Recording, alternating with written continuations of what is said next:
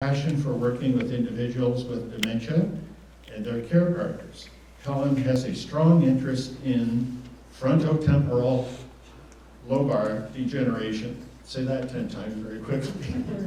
I tried.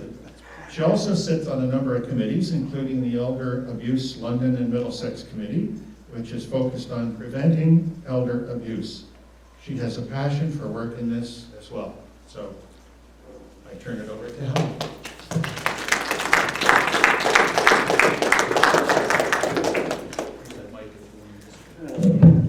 Is this one on? Okay. Yes. All right. Thanks, Bob. Yeah, it's been 18 years. It's hard to believe. It's kind of interesting. I love what I do. I hate doing formal presentations. I got to tell you, I totally hate doing them. But you know, Bob asked me if I would do this, and reluctantly I said, okay. Usually it's some of my colleagues that do these formal presentations, and I tend to be more of that care for the caregiver person, because that's what we try and impress upon people, that caregivers do have to take care of themselves. So, yeah. So I'm one of 3 social workers that we have now in the McCormick Dementia Services. We were formerly called the Alzheimer Outreach Services of the McCormick Home, and we rebranded about 1.5 years ago, almost 2 years now. Wow. Time does fly when you have fun. So I can tell you a little bit about the McCormick Dementia Services. We happen to be the largest day program in Ontario. We're probably the largest day program in Canada, and we specialize in dementia care. We are open 7 days a week, at a minimum from 9:30 in the morning till 6:30 in the evening. Monday to Friday, between the hours of 9:30 and 3, I mean. That's our core program. We have approximately 65 people coming to us every single day during those hours. And then we have an afternoon program that goes from 2:30 till 8 o'clock.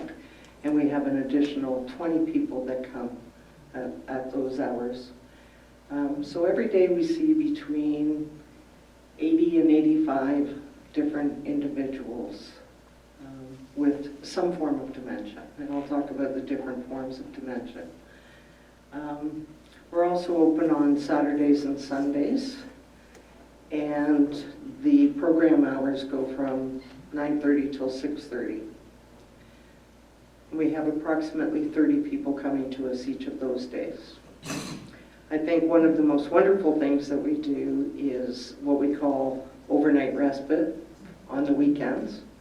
So we now have, currently, we've added one more night, which is Thursday night. So we went from 3 nights per weekend to 4 nights per weekend. So people theoretically can have their relative, their care partner, stay with us for 4 nights. So they come to us Thursday morning at 9:30 and they go home Monday at 6:30. So I kind of stop sometimes when I'm talking to caregivers, because they kind of go, and then I realize that they're thinking about, what could I possibly do for 4 days without providing care? And most of them like to sleep. So anyways, so that's a little bit about us. We probably at some point in time are hoping to get from the Southwest LHIN more funding so that we can do 7 nights of overnight respite. Anyways. If you were sitting at the McCormick home right now in our day program, questioning your ability to make good decisions, like coming out tonight with the weather the way it is. Okay, but I won't question you. But I do appreciate that you all braved the weather tonight to come out and listen to me talk, which, yeah. Anyways, I would like to know who's in the audience tonight. So how many of you are caregivers? Or dementia or anything. Anything. Okay. How many of you were caregivers? Okay. So you've moved on from being a caregiver to, okay. Is there anyone here that's actually living with dementia? What I mean by that is a person that has been diagnosed with some form of dementia. No? Any professionals in the room? No? Okay. Okay, I hope that I meet your expectations. No. Okay. Anybody that I didn't ask about? It's been mentioned, my mother. Your mom had dementia. Okay. Okay. So let's talk about what is dementia, okay? And I'm going to talk about dementia as being this umbrella.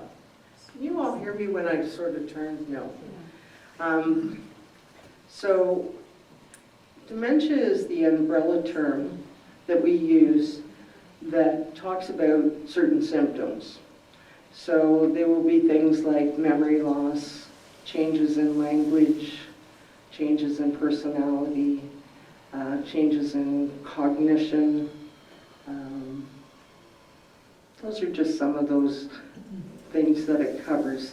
The other thing, you have to, when we call something dementia, it means that it's progressive. You can have all of those other symptoms, and it can be an acquired brain injury, and it doesn't change over time, but with dementia, it does progress. Okay? And that's why it's called a dementia. Alzheimer's disease accounts for probably about 40 to 60% of all people that are diagnosed with dementia. So it's one of the things that causes dementia. There's some confusion around, is it dementia or is it Alzheimer's disease? Alzheimer's disease causes dementia in individuals, okay? This is high-tech learning, right? Yeah.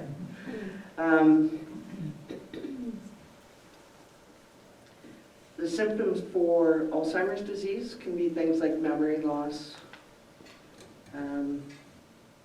impaired functions for everyday living.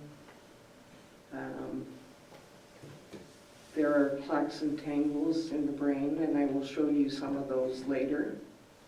The next biggest is what we call vascular dementia. Sorry. I'll try this. Okay, vascular dementia. Essentially what it means is little mini strokes in the brain. So blood flow stops to that area of the brain, and it affects people in such a way that they can have memory loss, they can have changes in behavior, changes in personality. People with vascular dementia, different than people with Alzheimer's disease. When I think of somebody with Alzheimer's disease, they can talk about things that happened 20, 30, 40, 50, 60 years ago better than what they had for lunch today. People with vascular dementia, often they will be missing parts of their life. It's like something came in and took that memory out, that section of their life out, and there is no way for them to recall that anymore. The next biggest, I should say that vascular dementia used to be called multi-infarct. I like vascular dementia because it just means blood flow. Mixed dementia. Oh, we don't have a mixed dementia. Okay, so mixed dementia would be a combination of vascular and Alzheimer's disease. And the symptomology tends to be a little bit worse when people have a mixed dementia.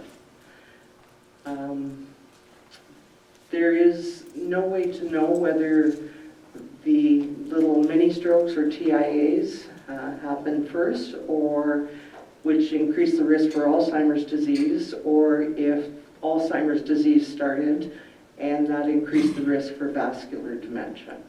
Okay? Am I confusing all of you yet? Not yet. Geez, I'm trying. All right. Okay, so the next couple of forms of dementia that I'm going to talk about are a little bit more rare. Frontal temporal lobar degeneration. We call it FTD, and not to be confused with the florists that do the delivery. Yeah, okay. So frontal temporal dementia accounts for, they say, about 5%. Some of the people that do the research that I work with, they talk about it being much higher than that. They think it's more in the 10 to 20% range. People with frontal temporal dementia are very different than people with Alzheimer's disease. Memory tends not to be a problem. There are two types of frontal temporal dementia. One is a behavior variant, and the behavior variant is very interesting. Most people exhibit disinhibited behaviors. So somebody with FTD may answer their front door with nothing on and think nothing of it. When I went to Toronto to hear an individual talk about FTD, and he had a little bit of insight into the fact that he had it. He was a CEO of a big company in downtown Toronto, close to Bay Street, and he told us that he would go dumpster diving at the restaurants in that area because they threw out really good food. And he didn't think anything of that. People with FTD scare some people because they may be walking in Springbank Park and they'll see a mom pushing a stroller and they'll go running up and go, "What a beautiful baby," and try and touch the baby, and mom's calling 911 on her cell phone. People with the behavior variant also tend to be very obsessive compulsive. So they will do things over and over and over and over again. They tend to also want one particular, they have one particular craving. So one person that I know, the only thing that he really enjoyed were oatmeal raisin cookies at Tim's. So he would go out every day and get 2 oatmeal cookies, sit there and eat them, go home. Next day, same thing, he would go home, go out to Tim's, get his cookies. One of our clients, she would bring in 2-liter bottles of Coke Classic. She would bring in 3 of them, and she would drink them between the hours of 9:30 and 3. And yeah, I can't even imagine, but there seems to be something in the brain that triggers that craving, and there might be something in Coke Classic that, actually helps the brain. Another person, she wanted bananas, so she would eat a dozen bananas throughout the day. So that's the behavior variant. And then there is a language communication variant, and you'll hear terms like primary progressive aphasia and semantic dementia. people actually are losing their language. So people with Alzheimer's disease will forget words. People, like, if you talk to somebody with Alzheimer's disease and they'll say, you know, it's that thing, it's got, you know, those old things out front, and you eat those, I don't know, they're, you know, you eat them with two hands, right? And everybody knows that I'm talking about McDonald's and burgers, and if you say, oh, you mean McDonald's and a hamburger? And it's like, yeah, Big Mac, right? So they remember things like that. If you talk to somebody with semantic dementia, they may forget the meaning of those words.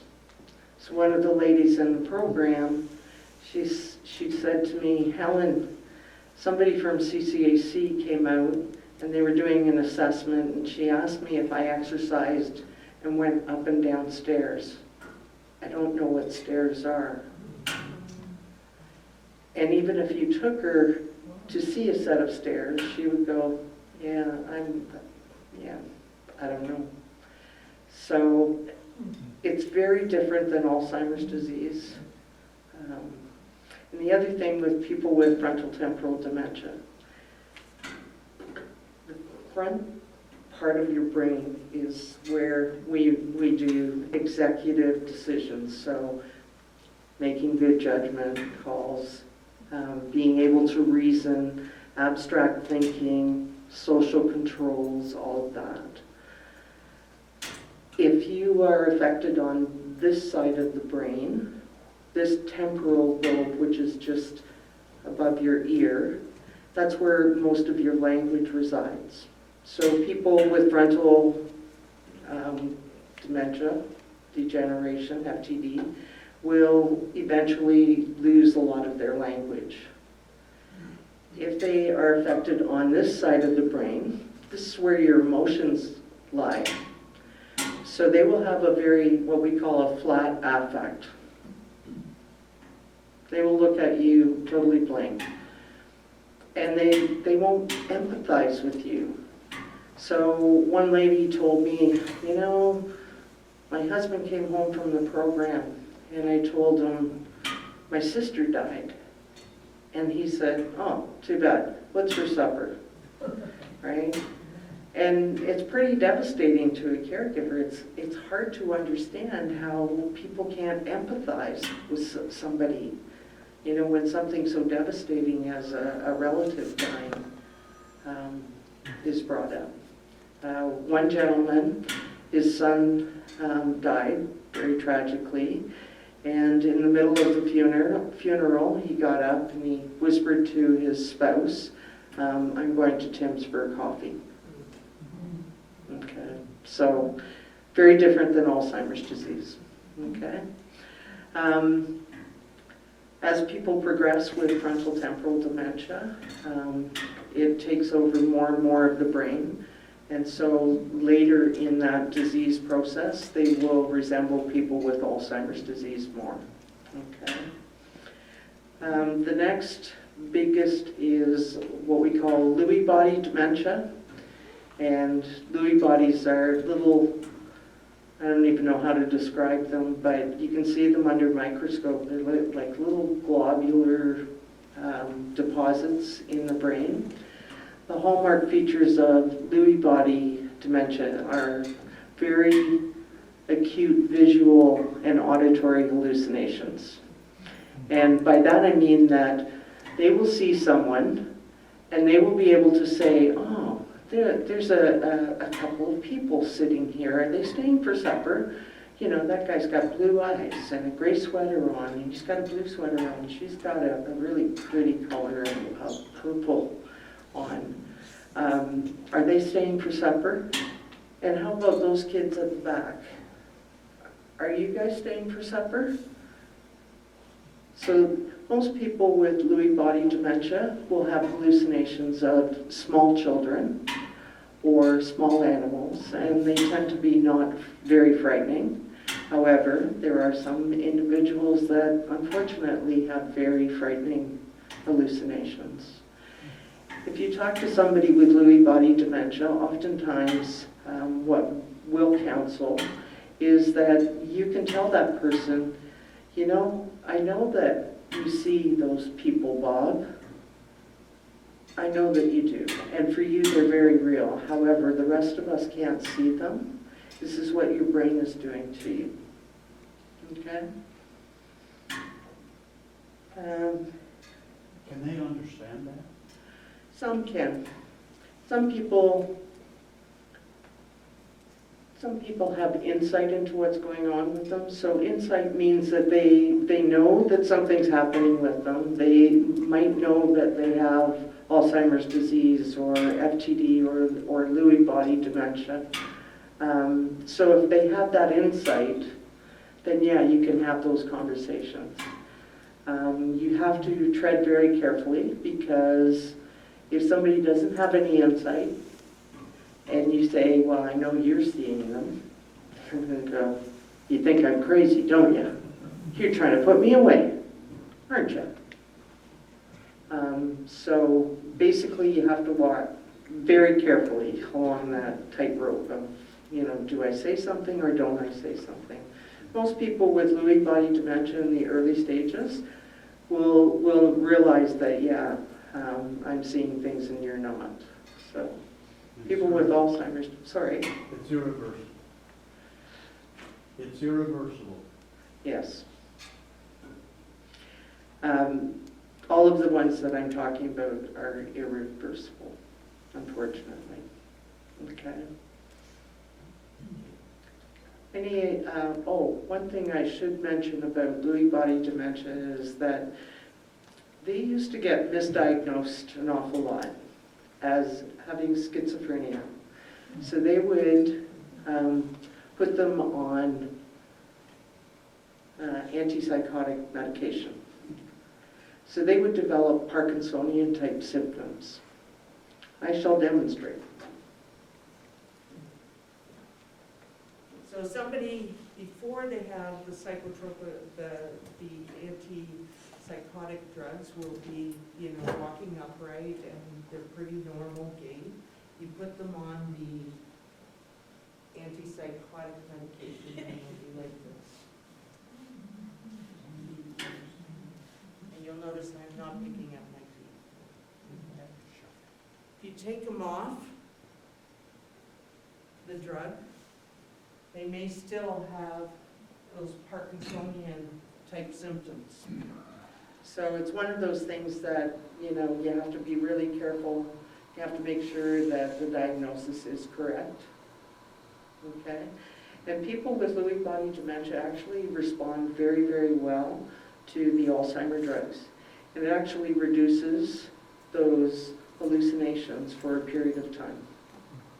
Okay? Any questions? Yes. I'm just wondering, a quick recap then, you're talking about dementia, and you're suggesting that the highest percentage is in Alzheimer's dementia, Yes. of 40 to 60% approximately, with vascular about 20%. Yeah. And then you have the FTD, is number 3 basically, and number 4 Lewy body? They're pretty neck and neck. Okay. Okay, so, you know, if you talk to somebody that's researching Lewy body dementia or Parkinson's with dementia, people with Parkinson's